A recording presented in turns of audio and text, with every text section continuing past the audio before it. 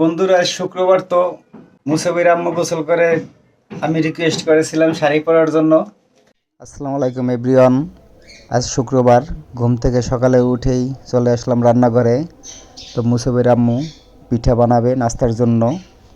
রাত্রে ভিজিয়ে রেখেছিলাম, তারপরে এখন এই এটা মাত্র আমরা চিতে পিঠা বানাবো। ব্লেন্ডার করে নিয়ে আসলাম। তো এখন এটার আপনারা ভিতরে একটু গরম অনেকেই পানি দেখছেন দেব। ঢাকা শহরের রাস্তায় এগুলো তৈরি করে, তো আমরা অল্প ঘরে পরিমাণ তৈরি বেশি করে পানি খাবো। লাগবে না। এটা ব্লেন্ডারে ব্লেন্ড করা হয়েছে, চালটাকে ভিজিয়ে চালটাকে ব্লেন্ড করা হয়েছে। তারপরে এটা খুব সিক্রেট, এটা পরিমাণ মতো পানি দিতে না পারলে পিঠা কিন্তু হবে না। পিঠা হবে না। আপনারা আগে চেষ্টা করবেন একটু কম পানি দেওয়ার জন্য। আমাদের পানি আজকে বেশি হয়ে গেছে। এগুলো বেশি ঘন হইলেও সমস্যা, আর পাতলা হইলেও সমস্যা। তো আপনারা আগে ট্রাই করবেন চুলোতে যে কিরকম হয়। দুই একটা পিঠা দেওয়ার পরে আমাদের শ্বাসটা দেখেন, এটা যে তৈরি করবে এই যে শ্বাস, এটা ছোট ছোট খুব সুন্দর। এই সাজের পিঠাগুলো অনেক মজা হয়। তো আজকে সকালবেলা নাস্তার জন্য মুসাফির আম্মু এই পিঠা তৈরি করে দেবে আমাকে। তো কালকে রাত্রে গরুর গোশত রান্না করা হয়েছিল, তো মেহমান ছিল, আরো অনেক কিছু রান্না করা হয়েছিল, সেগুলো শেয়ার করবো আপনাদের সামনে। তো এই আজকে সকালে গরুর গোশত দিয়ে পিঠাটা খাওয়ার জন্য তো পিঠাটা বানিয়ে দিচ্ছে। এই পিঠাটা আবার আমার খুবই পছন্দের পিঠা। আর বানাতে অনেক সহজ, আমার কাছে ভালো লাগে। এজন্য আমি তাকে মাঝে মাঝে এই পিঠাটা বানিয়ে তো দিই। আমরা দিয়ে দিচ্ছি, দেখেন। তো প্রথম অবস্থায় দেখা যাবে পিঠাটা কেমন হয়। প্রথম অবস্থায় ভালো হবে না, শ্বাসটা ভালোভাবে গরম করে নেবেন।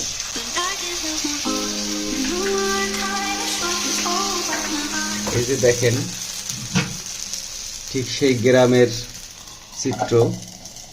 এবারে একটু ডেকে রাখবো, তারপরে দেখি কেমন হয়। তো প্রথমবারে পিঠা হওয়ার পরে বুঝতে পারবেন যে আপনি পিঠার জন্য যে এটা প্রস্তুত করেছেন, তো সেটা সঠিক হয়েছে কিনা। তো আমরা দেখব, এখনো জানি না কিরকম হয়েছে।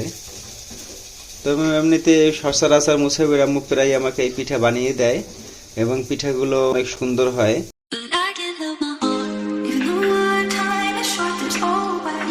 তো দেখি কেমন হয়েছে।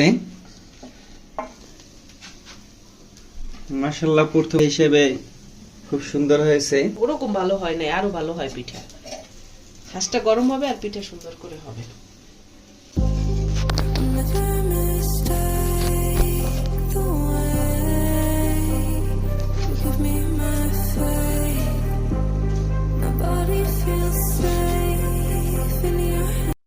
তোমরা দেখি পিঠাগুলো কেমন হচ্ছে।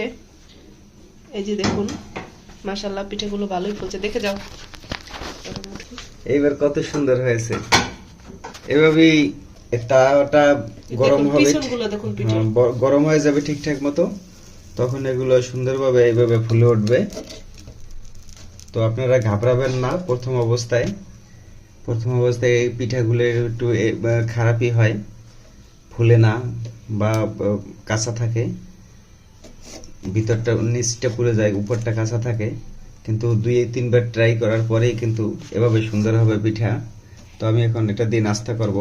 ঢাকাতে ছোট ছোট পিঠাগুলো পাওয়া যায় খুব কম, আমাদের এই কেরানীগঞ্জে পাওয়া যায়, কিন্তু সচরাচর ঢাকা শহরে এরকম পাওয়া যায় না। ঢাকা শহরে বড় করে এভাবে গোল করে বড় করে একটা করে তৈরি করে, কিন্তু ওইটা আর এইটার কিন্তু অনেক অনেক ডিফারেন্স স্বাদ।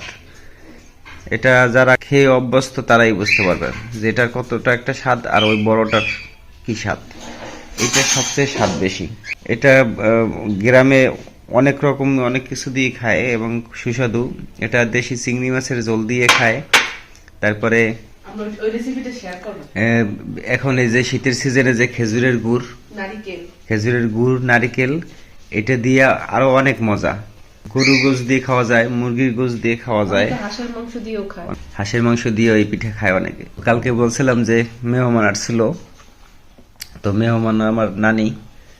তো নানি শাশুড়ি যদিও নিয়ে আসছে আমাদের বাসায়, আমি গিয়েছিলাম আনতে। তো নানি যে মিষ্টি নিয়ে আসছে সেটা আমাকে রাত্রেবেলার মুসাফির আম্মু আমাকে বলেছিল খাবো কিনা, তো আমি খাইনি।